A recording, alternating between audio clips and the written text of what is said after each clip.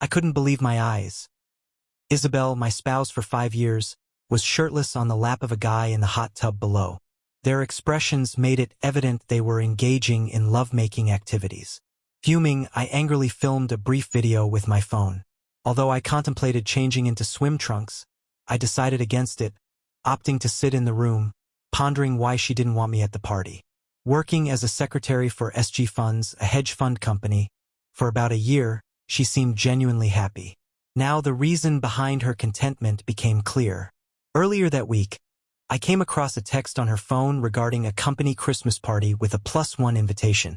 When I brought it up, she attempted to dissuade me, expressing concerns about potential boredom amidst financial experts discussing money. Puzzled, I inquired if she felt ashamed to be seen with me. She reassured me, noting it wasn't about embarrassment, but the anticipated dull discussions about money at the event. The monthly parties hosted by her company were typically for staff only, leading to Isabel being away until late at night or the next day. I never made a fuss about it before, but now I gained insight into what unfolded at these events. My response was an understanding acknowledgement. She then mentioned that if I chose to attend, I should ensure my tux was cleaned. However, she cautioned me, expressing doubt that I would find the event enjoyable. On the day of the party, she suggested I bring swim trunks, and I questioned the appropriateness of swim trunks for a December Christmas party. She explained that they usually end up in her boss's penthouse after the main party, which has a nice hot tub. I acknowledged this information, and she admitted that they do this pretty much every time. She then requested that I promise to be on my best behavior that night, to which I assured her that I always am, though it didn't sound promising. Curious, I asked why she was sharing this information with me.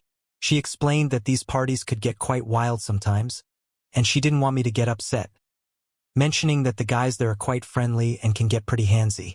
I inquired about potential issues, stating that as long as everything passes the husband test, there shouldn't be any problem.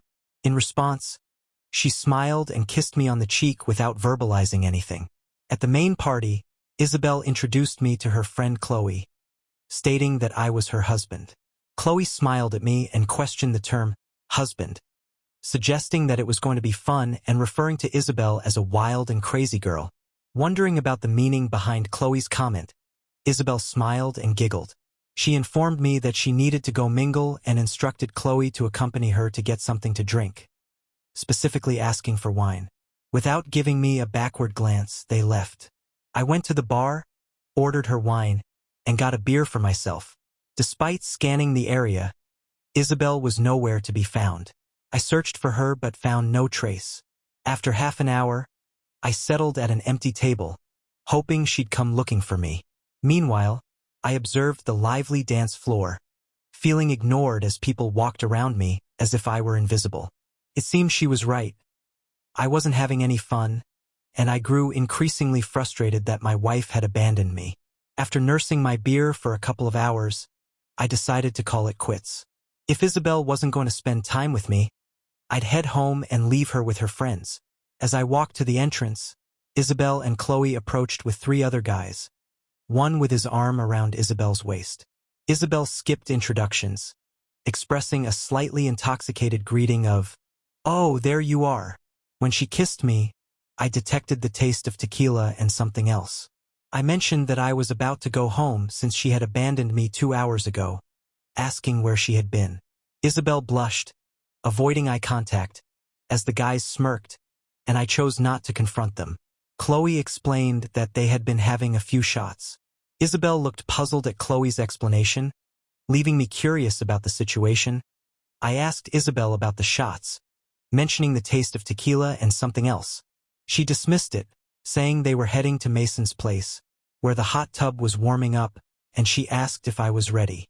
I replied affirmatively and inquired if I would get to spend some time with her, or if she planned to abandon me again that night.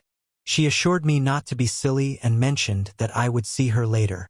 She decided to ride with Chloe and the guys, suggesting it was okay if I followed. I suggested she ride with me, but one of the guys grabbed Isabel's hand and pulled her away, irritating me even more. They left, with Isabel and Chloe following the guys, and laughter echoed as they departed. I got my car and followed them. Upon arrival, I saw Isabel in a bikini, leaving me puzzled. When we got there, Isabel was already in the hot tub with the two guys, later revealed as Mason and Travis, the senior partners in the firm. They seemed like nothing more than wealthy frat boys.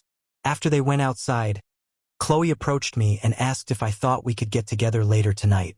I responded by asking what made her think I would be inclined to do that, emphasizing that I'm married.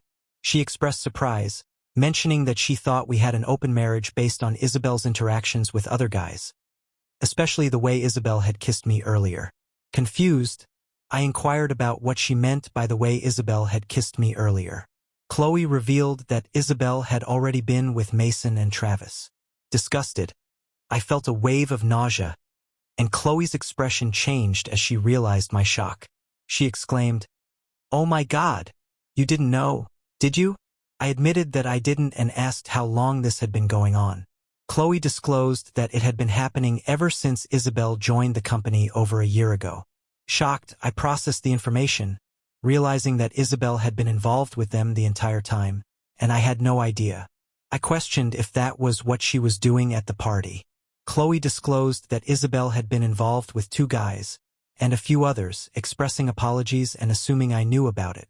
She reassured me that Isabel genuinely loved me, to which I replied sarcastically, expressing skepticism about feeling the love.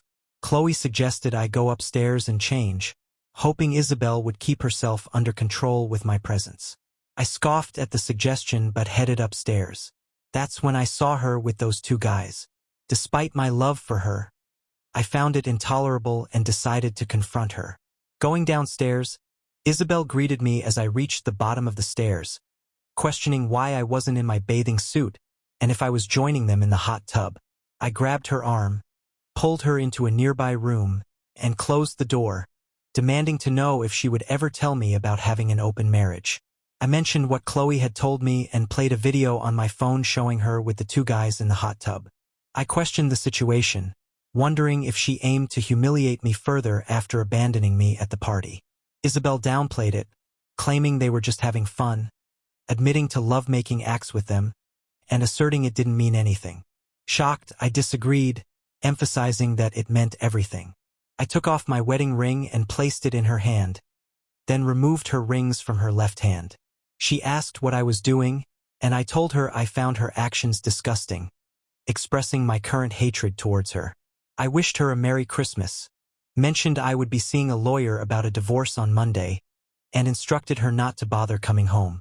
Despite her pleas and declarations of love, I remained indifferent, stating that I no longer cared about her desires, asserting that I knew the truth and understood why she didn't want me to come with her.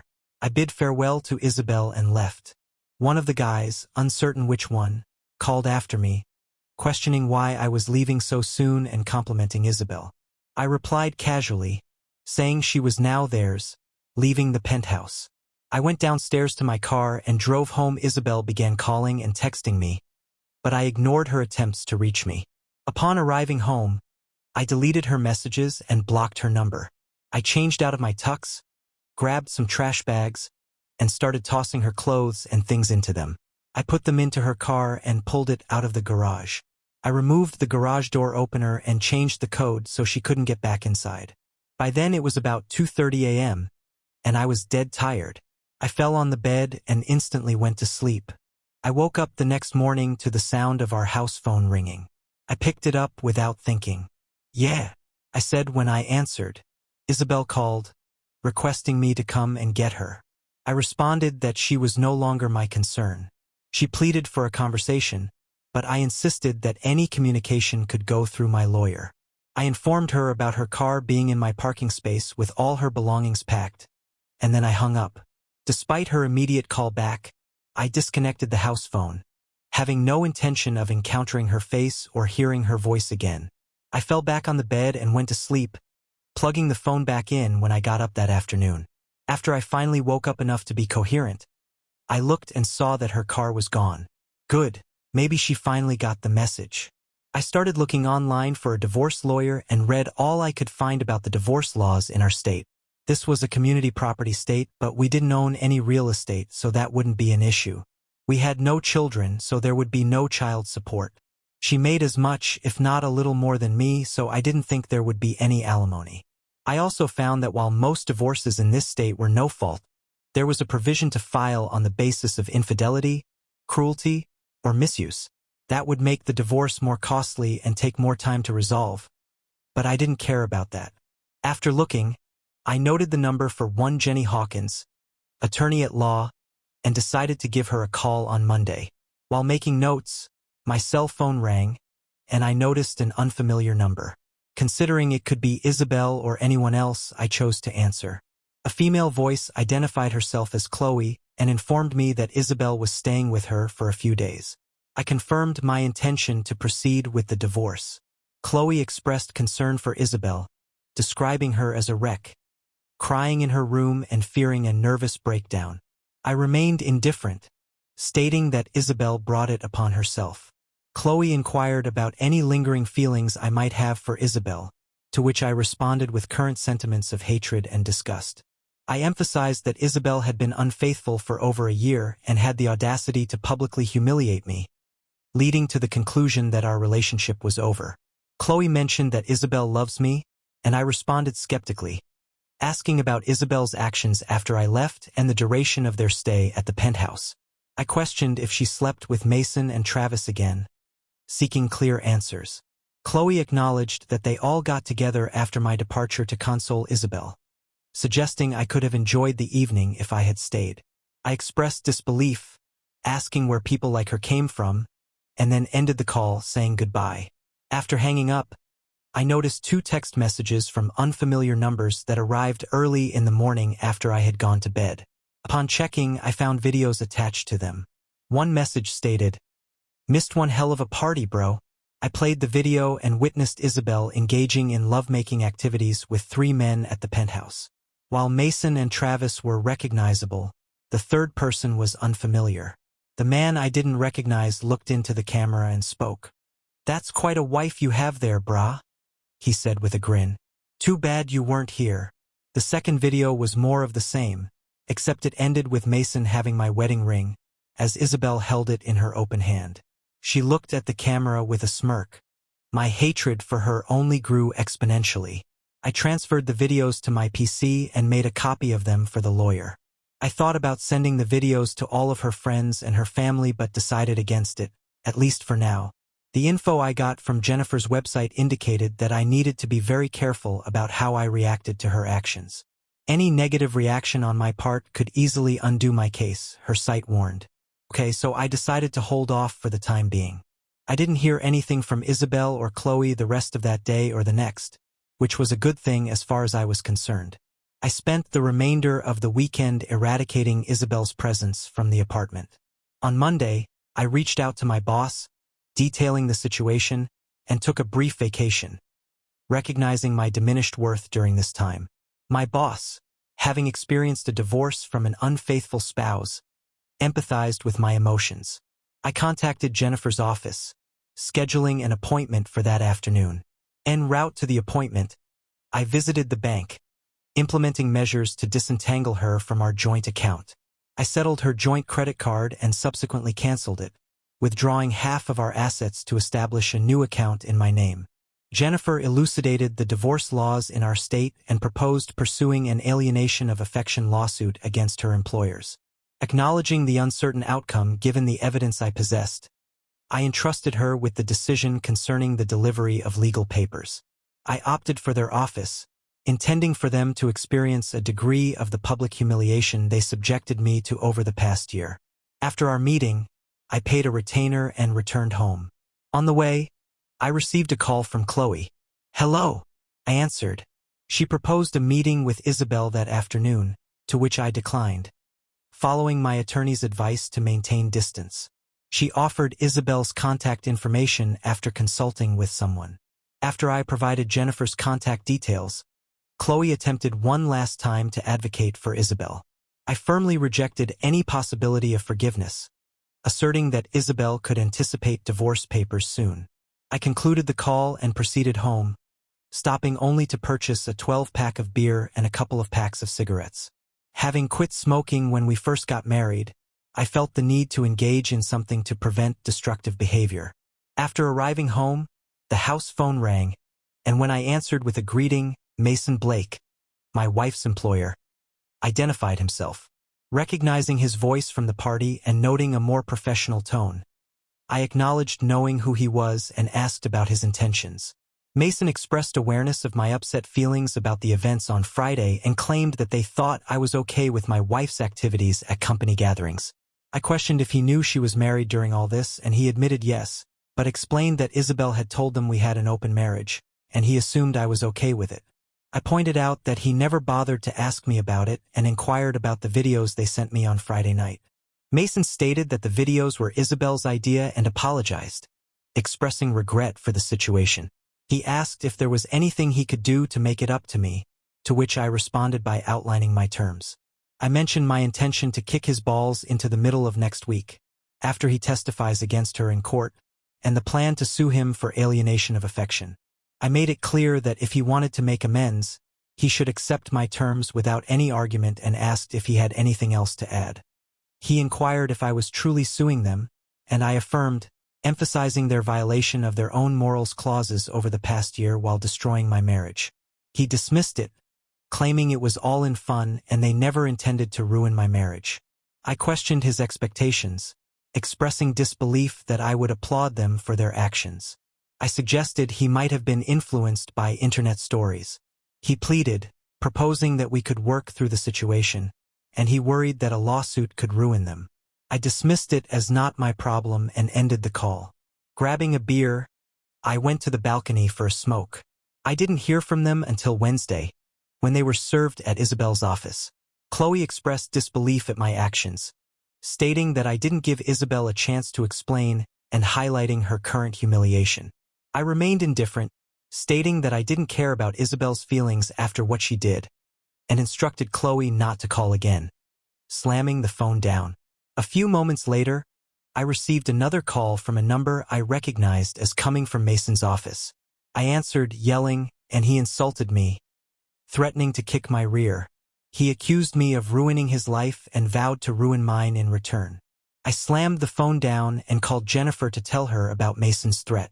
"Good," she said. "I'll file for a temporary restraining order against Isabel as well as her cohorts today. I'll make sure you get a copy of the order. Remember what I said. Don't do anything stupid." "What if he comes after me?" I asked. "Make sure that you have witnesses and don't instigate anything," she said.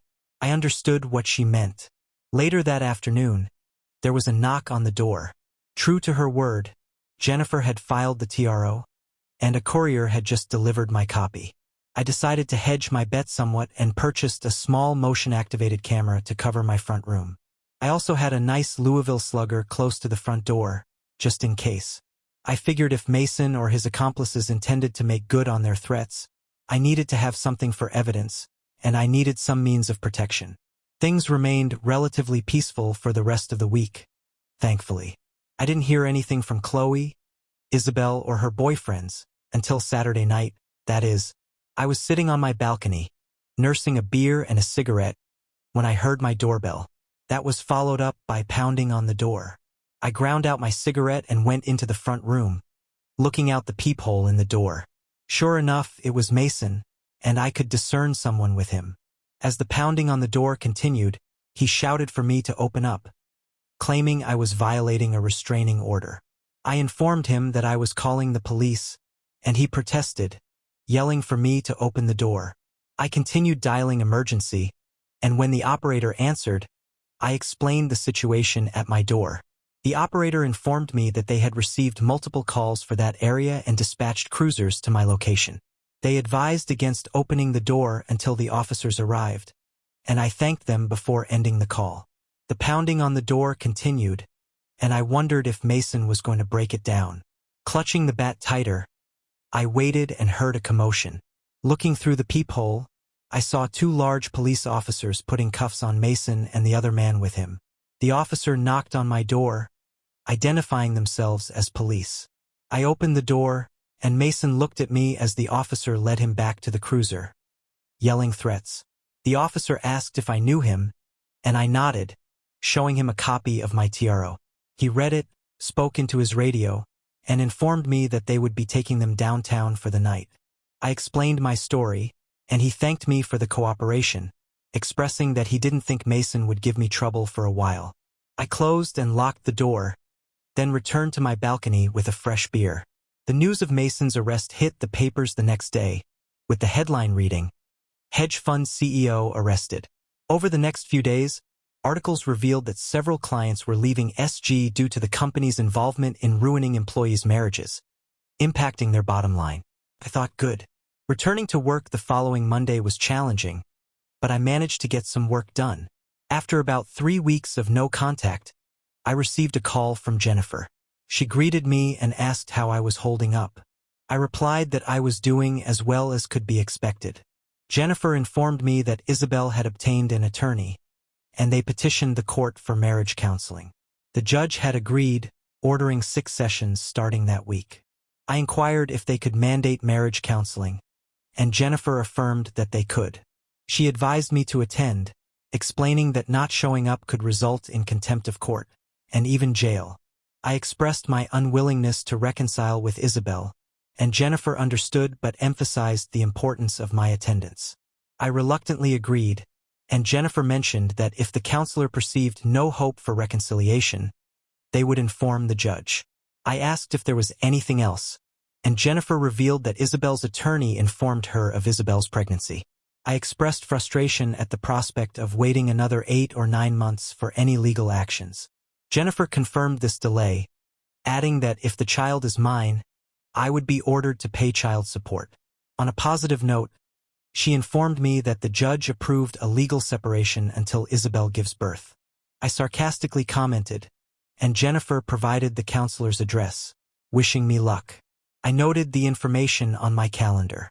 I decided that I would make it clear in no uncertain terms. There was no way I would ever reconcile with the cheater. When I got to the counselor's office, I was ushered right in. A somewhat older woman looked at me over her glasses. Isabel sat across from her on a love seat, looking somewhat forlorn. I had a very bad feeling about this. The counselor, Dr. Abigail Farnsworth, introduced herself and suggested I sit next to Isabel on the love seat.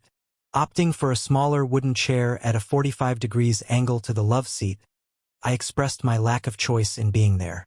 Dr. Farnsworth acknowledged this, but conveyed her satisfaction that I attended. She then turned to Isabel and inquired about her hopes for the sessions. Isabel expressed her desire to reunite with me, emphasizing the upcoming baby and the wish to be a family again. I reacted with derision, and Dr. Farnsworth turned to me, asking about my expectations. I responded, expressing my desire for her to understand that reconciliation was not on the table. Nodding in Isabel's direction, I noticed her recoiling at my statement. Dr. Abigail nodded in response to my statement about not reconciling. For the sake of the child, she asked if I would consider it. I reiterated my doubt about being the father and my commitment to support the child if it turned out to be mine. However, I firmly stated that reconciliation with Isabel was out of the question. In response to her repeated question about the child's sake, I took out my phone and showed Abigail the videos that were sent to me, hoping to convey the depth of betrayal. She appeared disgusted after watching them, and as I put my phone away, I remarked on her marital status. I questioned how she would feel if the roles were reversed and it was her husband in those videos, emphasizing the continuous betrayal over more than a year, and even in front of her. She insisted that the focus should be on the two of us and the upcoming child. I informed Dr. Abigail that Isabel had a child to consider, expressing my doubt about being the father and expressing a desire for answers from Isabel. Abigail, after a moment of consideration, nodded and suggested Isabel owed me some answers. Isabel, looking down and appearing sheepish, with a face burning in embarrassment, finally looked up and agreed to provide answers. Abigail then gave me the opportunity to speak, and I turned back to Isabel. I inquired if she knew what was going to happen on the night of the party, and she affirmed. I asked if that was the real reason she didn't want me to go, and she admitted it. Reflecting on the terrible experience, I accused them of planning to humiliate me, to which she reluctantly agreed.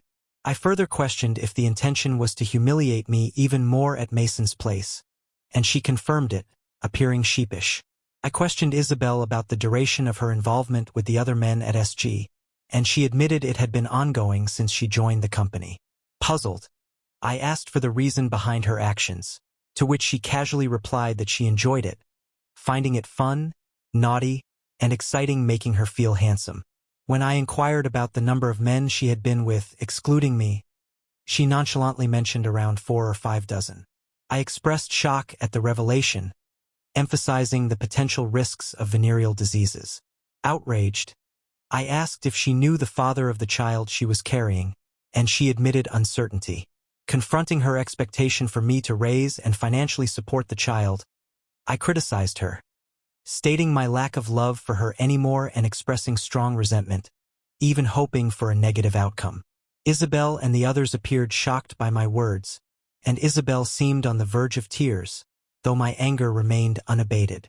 In my attempt to inflict more emotional pain, Dr. Farnsworth intervened, signaling that I had made my point. I rejected the notion that I was discarding 5 good years of marriage, attributing the breakdown to Isabel's infidelity.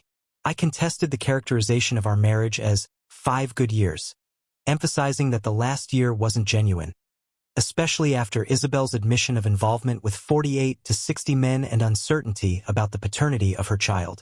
Dr. Farnsworth concluded the session, stating her intention to conduct individual sessions with each of us before determining the next steps. We scheduled our appointments for the next week and left. Isabel called out to me in the parking lot, but I ignored her and went to my car, observing Isabel sobbing over her steering wheel as I drove away. I harbored a sense of satisfaction, thinking it was fitting for her to experience some emotional pain. Later that night, I received an enraged call from Chloe, blaming me for Isabel's condition. She conveyed that Isabel was in the hospital due to a mishap, and she accused me of mistreating her. I defended myself, asserting that I merely spoke the truth, contrasting it with Isabel's actions over the past year. Chloe questioned my apparent lack of concern for Isabel being in the hospital, to which I responded indifferently. She criticized me as a loser and emphasized that I should at least provide insurance information, as Isabel was still legally my wife and I would be responsible for the bills. After a moment of reflection, I decided to visit Isabel in the hospital, acknowledging the information Jennifer had shared earlier. Chloe provided me with the room details, and upon arrival, I approached the nurse, providing my insurance information and briefly discussing Isabel's condition with the doctor. I inquired about the cause of the mishap, to which the doctor explained the complexities of pregnancies, leaving the specific cause uncertain. Curious about the duration of the pregnancy, I learned that Isabel was approximately 9 or 10 weeks along, leaving a possibility that the child could have been mine. Nevertheless, I considered it inconsequential, as the mishap signaled the opportunity to proceed with the divorce. After inquiring about Isabel's well-being from the doctor, who assured me she would be fine, I entered her room. She appeared distressed in the bed, tears in her eyes. Chloe, positioned at the end of the bed, expressed her displeasure, to which I responded with a growl, causing her to retreat from the room. Facing Isabel, I acknowledged the finality of our relationship. She questioned whether I truly hated her as much as I had claimed earlier, and I admitted that, at that moment, the intensity had lessened. However, I emphasized that reconciliation was out of the question, given the breach of trust she had demonstrated. Expressing my frustration, I conveyed how each trip she made to the store left me wondering if she was involved with the checkout clerks. I questioned the sudden turn of disrespect, emphasizing that I had treated her exceptionally well throughout our years together. She denied any wrongdoing on my part and acknowledged my role as a devoted husband and lover. However, I countered, stating that if that were the case, she would have resisted the advances of others. She admitted succumbing to the influence of others who claimed that it was normal for husbands to witness their wives with other men. I dismissed her explanation, emphasizing that the divorce was inevitable and any attempts to salvage the relationship were futile. In response to my decision, she tearfully accepted, agreeing to inform her lawyer the next day. I sternly clarified that any hopes of friendship were unrealistic. Despite her apologies, I remained resolute in my decision to end the marriage. I looked at her for a few moments. "Yeah," I said as I started to leave her room. "Goodbye, Isabel." I could hear her cry as I walked away. Tough luck, I thought. Good riddance. A few days later, I received a call from Jennifer. True to her promise, Isabel abandoned all objections to the divorce. Dr. Farnsworth wrote a report stating that reconciliation was impossible. She suggested I undergo anger management. However, the judge concurred and made a similar recommendation, although she stopped short of making it a court order. Jennifer managed to secure settlements from SG funds, as well as from Mason and Travis. About a month later, she handed me the largest check I had ever seen in my life. "That's minus my fee, of course," she said. "Certainly," I replied. I deposited the check and moved on with my life, such as it was. Update: SG, or Sodom and Gomorrah as I often thought of it, shut its doors approximately 6 months later. It appeared that clients lost trust in the company's financial integrity. Wonder why, I cynically mused to myself. Mason and Travis remained silent after that incident at the apartment. Both served a 30-day stint in the county jail for their stunt and seemed keen on avoiding a repeat. With their reputations tarnished in the community, they sought a fresh start on the West Coast. Isabel and Chloe continued sharing the same apartment, transitioning to employment in a strip mall retail store specializing in women's clothing and cosmetics. I encountered them occasionally but never acknowledged their presence. Remaining single, I casually dated over the next couple of years. Eventually, I met Claire Hansen, a recent divorcee, and we embarked on a slow and easy dating journey. For a few months, like me, she had experienced the pain of infidelity in her previous marriage. Understanding her hurt, I provided all the support I could. In the initial weeks, our activities revolved around conversations or outings for dinner and a movie. Recognizing her vulnerability, I took the time to engage in comforting activities, such as holding hands and enjoying leisurely strolls through the park. Despite finding her attractive, I opted to let her take the lead. After a delightful dinner at her condo, she observed me with a curious intensity, questioning whether I found her appealing. Responding with a smile, I assured her of my attraction, stating that it extended beyond physical aspects. Curious about my lack of initiative, she playfully inquired if I liked girls. My response conveyed a positive outlook on the situation. Thank you for watching this emotional roller coaster to the end. If the story moved you or made you think, don't forget to hit that like button and subscribe to the channel. I post real-life inspired stories every week, filled with betrayal, revenge, healing, and hard-earned lessons. Turn on notifications so you don't miss the next jaw-dropping episode. See you in the next story.